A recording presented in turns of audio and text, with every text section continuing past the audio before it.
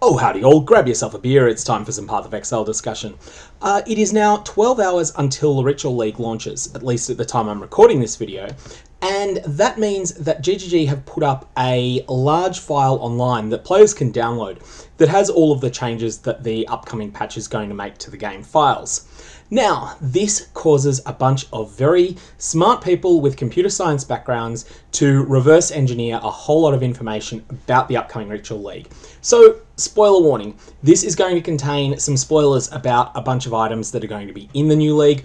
I'm going to discuss every new divination card except for the ones that were publicly announced at the original league launch trailer. I'm going to talk about some of the Maven elevated mods, and I'm going to talk about the Ritual League challenges. So all of this has been pulled out of the game data files. You'll notice here on this divination card that you can see that there is no artwork. That artwork is stored in a different place in the game files. Presumably it is actually somewhere there. It's just that the data miners that run the website POEDB haven't got around to actually finding that yet. Anyways, without further ado, let's have a quick discussion of the divination cards first. The Patient. This has been a meme we've all been expecting for a long time. So the Doctor is the divination card that grants the unique item Headhunter. It's a set of 8. And then some genius came along a few leagues ago and made a divination card called the Nurse, which was a set of 8 to turn in for 1 Doctor. And it looks like someone has continued along with this meme with a divination card called the Patient, which is a set of 8 which turns in for a Nurse. And of course, the flavor text is referencing a nurse, just like the flavor text for the Nurse references a doctor, and the flavor text for Doctor references a cannibal, actually, but a cannibal that takes other people's heads, hence the Headhunter. So essentially, the Patient is 512th of a Headhunter unique belt. This is going to be a big drop. There's going to be a Divine Orb every time you get it throughout the whole league. It'll vary in price a lot, but I'm really looking forward to this as a way to make progress towards farming a Headhunter that is going to have basically no RNG aspect to it. Essentially, every time you load up a map that's got the Patient as a viable drop in it, you will get reasonable progress towards your ultimate Headhunter. That's assuming it drops from traditional maps. We're just going to have to wait and see. We don't know anything about where these drop. I'm really looking forward to seeing this in practice, and it may end up being an all-star map, the one that has this in it. Next up we have Dying Light, which is a diamond ring, item level 100 that is Shaper and Elder influenced. So Shaper and Elder influenced items are pretty hard to come by. Usually you need to use an Awaken Orb to create them, and additionally you need to have in order to get this, you would need to have specifically a diamond ring that is Shaper influenced or Elder influenced as your starting point. So it's not particularly easy to get this. This will be useful. It will probably drop from reasonably difficult content, and being a set of 10, all of the item level 100 influenced specific jewelry items, the divination cards tend to be fairly rare. This is the sort of thing that you might find drops from the Guardian of the Phoenix with a 1 in 15 drop rate. And it's something you're probably not going to self-compile a set of, although in a trade league this will mean there will be a lot of Shaper and Elder influenced diamond rings going around. So if you've got a craft in mind that would like both mods from the Shaper pool and from the Elder pool, then this is a divination card to keep in mind. The Astromancer is next. This is going to be rare. It's a set of 7 for an Eternity Shroud, which is 2 implicit Crangled. We don't know where this is going to drop, but I would be speculating it will drop from something like All the Crystal King, Kurgle, or something along those lines. Something that can't realistically be target farmed, or it could be one of the Conquerors of the Atlas, or it could even drop from the Maven herself. So we're just going to have to find that out, but Eternity Shroud with 2 implicit corruptions can be very, very, very, very valuable if the 2 implicit corruptions are right. Additionally, these sorts of divination cards where an item drops already corrupted, it will drop 20% quality, cannot be raised above 20% by any means. Additionally, with the Eternity Shroud, one thing that's really important is that if there is one explicit roll on this item, which is 3, 4, or 5% for the amount of non-chaos damage added as extra chaos, this roll is basically the centerpiece of the Eternity Shroud. So every time you turn in a set of the Astromancer, if you get a 3% roll, you may as well vendor the result. If you get a 4% roll, you might be able to sell it, but even with good corruptions, it's not going to be all that great. But if you get a 5% roll, you've hit something genuinely valuable. This is going to be a huge gamble card, and it's the sort of thing that content creators like MB Extreme will have a lot of fun losing a lot of currency turning in multiple sets of this on stream. Who knows, if I decide to play Path of Economy this league, I might even do it myself. Keeper's Corruption is next, and this is an Elder Bone Helmet with concentrated effect as a high item level. So ultimately, this is going to be an alternative to the Nook's Crown divination card. And essentially, because it's not that hard to roll concentrated effect suffixes on an Eldritch Bone Helmet, this is essentially just an alternative for the Nook's Crown. These are very similar to each other. And I think it will basically be that you'll go for whichever set is easier if you want an Elder Bone Helmet. We have Reckless Ambition, which is for Emocion, which is one of the upgraded Incursion Temple unique items. These can be an absolute mongrel to get in solo self-found because of the various, like the three things that need to come together in order to get the upgraded versions of the Incursion uniques. You need the base unique, you need the upgrade vial, and then after you've got those two pieces, you then need to get a tier 3 sacrifice room. So this will be much appreciated by SSF players that want to use this item. I don't know where it's going to drop, of course. We don't know for any of them. And I am hoping that this is a rare drop in a map tile set, so somewhere that can be target farmed. But ultimately, I don't make decisions like that. GGG does. Love Through Ice is next. 2 Implicit Krangled, Unnatural Instinct. I sort of was expecting that this divination card would get made at some time, and this is going to be a very interesting one to see. It's going, well, Unnatural Instinct is just an incredibly powerful item, and basically it makes the Scion class, like it is so much of the power of the Scion class is the fact that your passive tree starts right near the best spots on the tree to use Unnatural Instinct. So with that in mind, I think that this is going to be a very much chase card wherever it drops. This is going to be something that people are really going to want. And additionally, if you turn this in and you get one of the 2 premium corrupts, so that's either Corrupting Blood can't be inflicted on you or 1% reduced mana reservation, then you've got an absolute monster of an item on your hands. Expect this to be expensive, expect it to be hard to trade for, and expect it to be something that a lot of people are seeking early in the league because Unnatural Instinct is probably the most powerful drop anywhere unique in the game left that didn't have a divination card. Draped in Dreams is next. I really like this one. This is for a 6-linked body armor that is influenced. Now, I'm assuming that this is going to be single influenced, and it's item level 100. There's a lot of variance in this. You could, if you get lucky, get a Crusader influenced Vile Regalia, or a Crusader influenced Astral Plate, or Crusader influenced Satyr Scarb. Notice a lot of discussion of Crusader influence here. I wonder what that's going to come. Oh, what that's about when we get to the Maven Orb soon. But this can also give you something that's much less impressive. For instance, you could get a Warlord-influenced Necromancer's Silks, which will be disappointing. In that case, there'll be a lot of interesting items that get created using this as the foundation for Scour Chancing items as well. I think people will have a lot of fun with this. It's not going to be common. And with a name like Draped in Dreams, this makes me think that this is going to be tied thematically to the Breach Lord Chayula, who is genuinely not that easy to get to early in a league. So this is probably not going to be one of those divination cards that you can easily self-compile a set of on day 1 or 2 in solo self-found and get yourself your first 6-link body armor. It's something you'll be more looking to come back to later in the league. Of course, people will be ripping open stacked decks from day 1, and as a result, even if this does drop from Chayula, there will be sets of this divination card that get turned in before the first person completes the Chayula encounter in the league.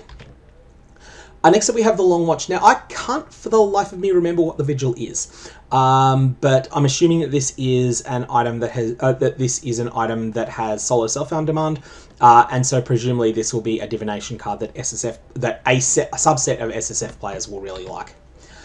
The Bear Woman is for a Fecund Ursine Pelt, so Fecund being the very highest tier of increased life on an Ursine Pelt, but with Warlord influence.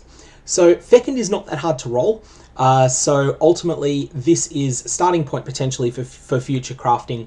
It will be capped at your character's level or 80, whichever is higher, and so this is going to be something for early in a league.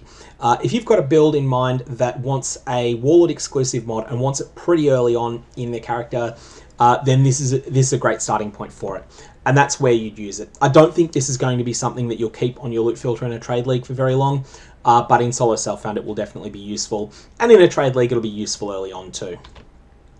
Brotherhood in Exile. When I saw this, I was expecting this to either be a divination card for Call of the Brotherhood or for Badge of the Brotherhood, just from the name. I was wrong. It's a divination card for One With Nothing. Now, One With Nothing is one of the Delirium exclusive Cluster Jewel uniques. This is the one that gives you Hollow Point Technique, I think it's called. It's the one that's the Facebreaker alternative for unarmed combat, and is ridiculously powerful. This is normally pretty much only available in the Simulacrum. It drops from, I believe it can drop from Delirium bosses anywhere, but with a much higher drop rate in the Simulacrum than it has in regular maps. So at least that's for the normal item. Presumably, given the way that GGG tend to allocate divination cards for boss uniques to somewhere else in the game, it'll probably drop from some other boss somewhere in the game. So, you know, this is the sort of thing that might drop from the Shaper or the Elder or something like that. But we'll have to find that out. Again, we don't know any of these locations. Hoarding Shadows is for a unique metamorph item. Some of these are very, very, very, very, very, very, very, very, very, very rare. And they're all somewhat niche, but some of them are quite good.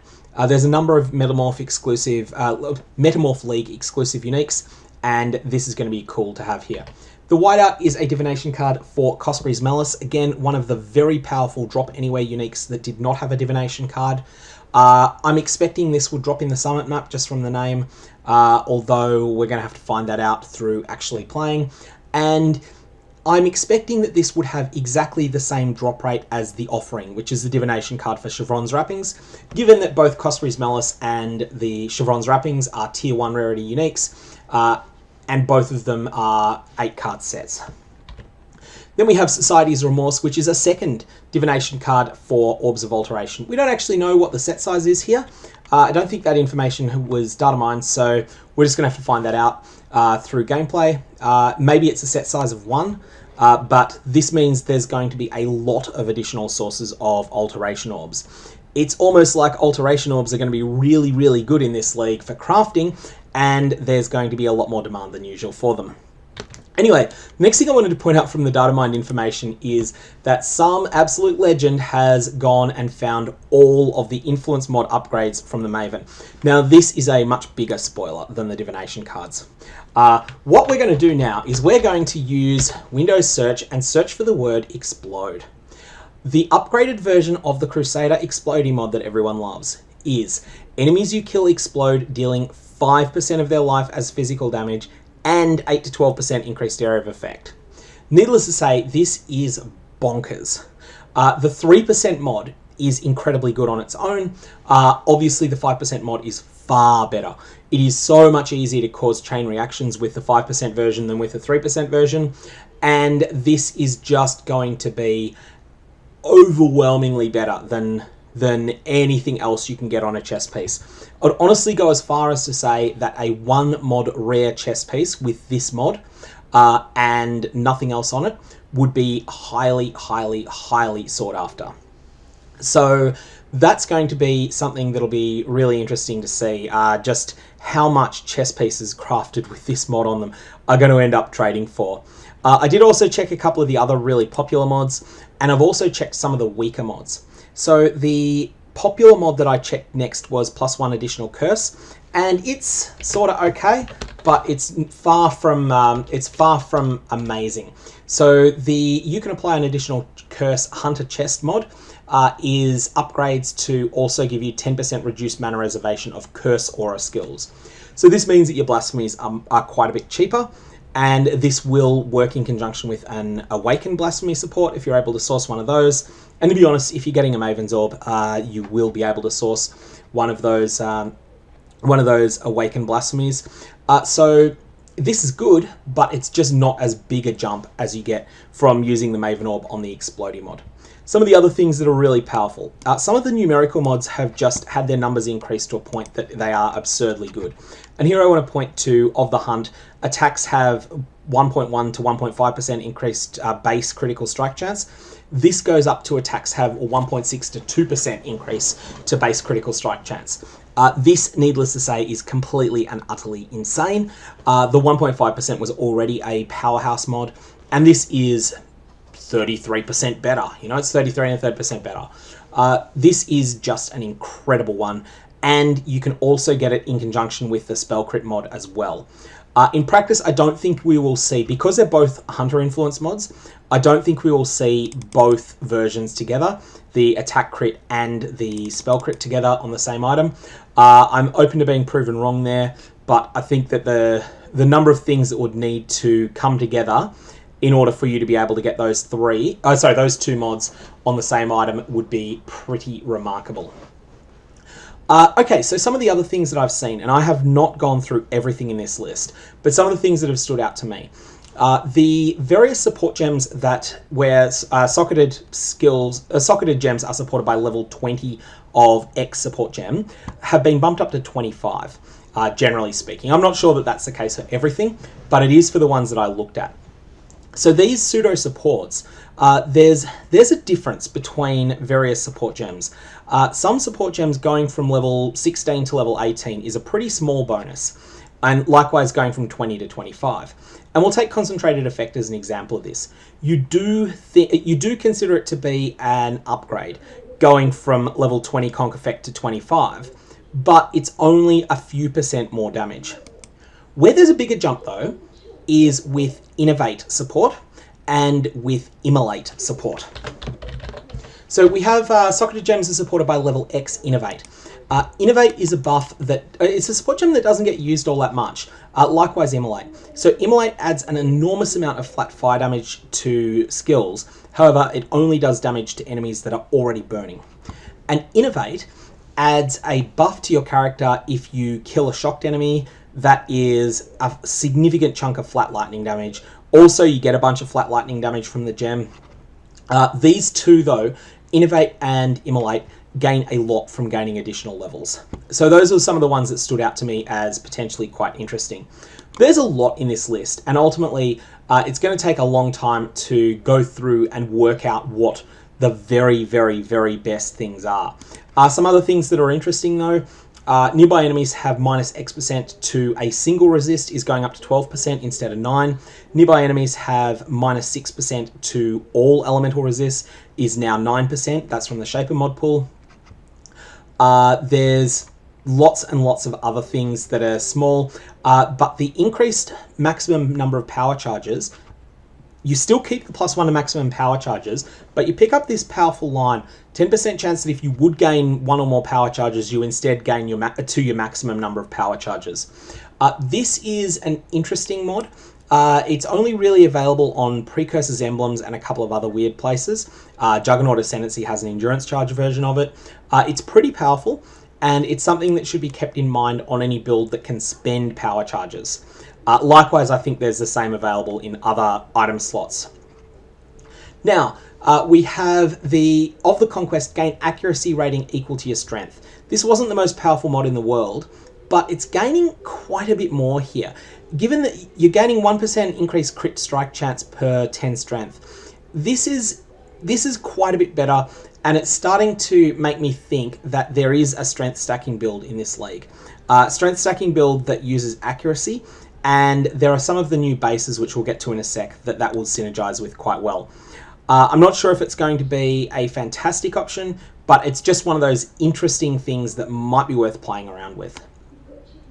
In terms of other things that are cool, increase the intelligence on body armor, upgrades from the 11 to 12% tier to 11 to 12%. It keeps the 11 to 12% increased intelligence, but it also gains socketed intelligence gems, get +1 level on it. So that's significant. That's going to be a big power boost for some builds. And there's just a whole lot of other cool stuff in here. Melee strike range is improving. And there is a Warlord mod somewhere that grants +16 to 18% to all resistances. I think it's on the helmet. That one upgrades to also grant +1 to maximum resistances. And getting +1 to all 3 maximum resistances at once is... so it's all 3 elemental. Maybe it's all 4 resistances. That's pretty significant. Some of the block mods are getting better. They're gaining maximum chance to block attack damage, which is a very hard stat to get otherwise. Socketed attacks get 90% crit multi is a big thing. So really there's just a lot of things where the numbers rise, and that's all that's happening. But that numerical rise is really significant. Anyways, by all means, let me know the cool stuff that you find in this list, because I know that there will be a bunch of things that I haven't found that will be really interesting. And also, oh yeah, that's the other thing. I should have thought of these ones. These Hunter Glove mods. Hunter Gloves are going to be one of the main things people use Maven Orbs on. Intimidate enemies on hit, unnerve enemies on hit, 100% chance instead of 10% chance. Strike skills target two additional nearby enemies instead of 1. So much raw power there. This is really, really, really looking good. So, Maven's Orb. Demand for these is going to be through the roof, and I'm sure that you will find things in here that I've either written off or that I just haven't noticed, because ultimately there's only so much time when you're trying to parse through a list as long as this. So, we got some summary of the various Ritual League uniques that are existing. I think I hadn't seen this one. Kotra's Regulator, the Sovereign Spike Shield, which has... it's got what? Damage over time multi if you've dealt a crit recently, which is really powerful. But then there's a whole bunch of, there's a very severe drawback on this. The 11% of energy shield and 13% of life lost when you deal a critical strike. This is really difficult to use well. I'm sure that people will try and make this work, but... the 41% damage over time multiplier, while significant, I'm not sure that it is enough to merit just how hard this is going to be, how hard this is going to mess with you.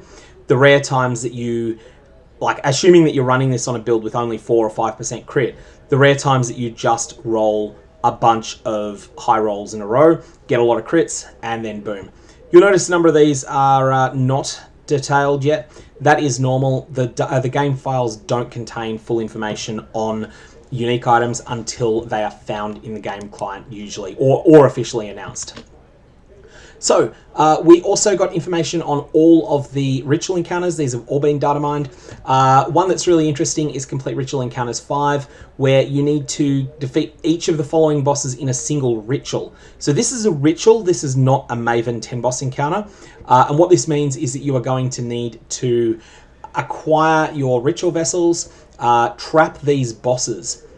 Each of these bosses needs to be trapped in one of those ritual vessels. Then you go into one map and run all of them at once. It should be absolute chaos, and I think it will be a lot of fun to see this madness unfold, especially given that these bosses have been chosen to be mongrels to fight together, and particularly a lot of these have nasty area control effects that will clash with each other. So you have, for instance, Method the Earth Scorcher is the, I think it's Aberrath is the name of the Act 6 boss that it's based on. But Method, it has the abilities, that, he's got a Telegraph Slam, and then he's got something where he hits the ground and then there's meteors that fall over one half of the screen pretty much. You're going to need to get away from that. That is something that you can't realistically survive being in. But at the same time, you have got Katava potentially throwing fire on the ground, and you've got the Forger of the Phoenix boss, who is going to do his usual sort of constipated explosion charge up attack thing. So lots of craziness that's going to happen there. The other thing, though, that really jumped out at me is allocate Uncharted Realm passives. Allocate 10 passive skill points in the Uncharted Realms Atlas passive tree. We knew nothing about this. This wasn't spoiled in any way, and I'm assuming that this is something related to an additional passive tree for like some sort of second page of the Atlas that has stuff related to the Maven on it. So we don't know the first thing about how you get to the Uncharted Realm. We don't know the first thing about what this is going to entail. We're just going to have to figure that out in practice. Lastly, we also got all of the ritual bases. So the ones that most interested me were the Stormrider boots, the 1 to 6, because you'll always bless it to 6. 1 to 6 added lightning damage per 1 to 6 added attack lightning damage per 200 accuracy rating. And this is something that I was theory crafting a little bit in my Discord recently. Not seriously yet. I think this is something for later in the league, where you could possibly use a Juggernaut and get 3 times your accuracy added. 3 times your strength added to your accuracy, and use this in conjunction with the split personality jewel, with an accuracy and strength one. Use 2 split personalities on your tree, get an enormous amount of accuracy from those, an enormous amount of strength as well. Convert that strength into accuracy, or not convert that strength into accuracy, but gain accuracy from it by virtue of being a Juggernaut and having access to one of those nodes. Get a lot of attack speed for all of that accuracy, and then go to town on enemies with the Stormrider boots adding a lot of extra damage. Haven't run the numbers on it. It might be terrible, but it sort of looked cool. There's also other things that are cool, like this Blizzard Crown adds a huge chunk of cold damage, but your hits treat cold resistance as 10% higher than actual value. This is for conversion. This is for elemental conversion shenanigans. If you can make it so that your skills are actually attacking the enemy's fire resistance, then the fact that your hits are treating cold res as 10% higher doesn't matter. You have just got yourself an enormous amount of extra cold damage on your attacks and on all of your spells. So Blizzard Crowns are amazing, but they're very niche. And isn't it funny that these work so well on builds that might happen to be dealing ignite damage, whilst using a skill like Frost Bomb, which might just be on my radar as a possible league starter anyway. And actually it was on my radar as a possible league starter even before the Blizzard Crown went live. So those were the things that jumped out most. The Demon Crown as well is cool. Socketed skills apply fire, cold, and lightning exposure on hit, but you have to make up for it with a bit of elemental resistance elsewhere, because these start with minus 10%. And of course you use the Archdemon version because it's the one with the best base stats. The Atonement Mask is something that's a bit more difficult to parse, and I really need to think about that before I can say anything more. Anyways, those are a whole bunch of things that are showing up that have been data mined out of the game files. If you've got any comments or questions, definitely fire away below. Otherwise, I will be back with some sort of discussion of builds that I've got in mind over the next 12 hours, and then I will see you in the league itself in, now it's 11 hours and 20 minutes for me. So have fun, and I'll see you in the Ritual League.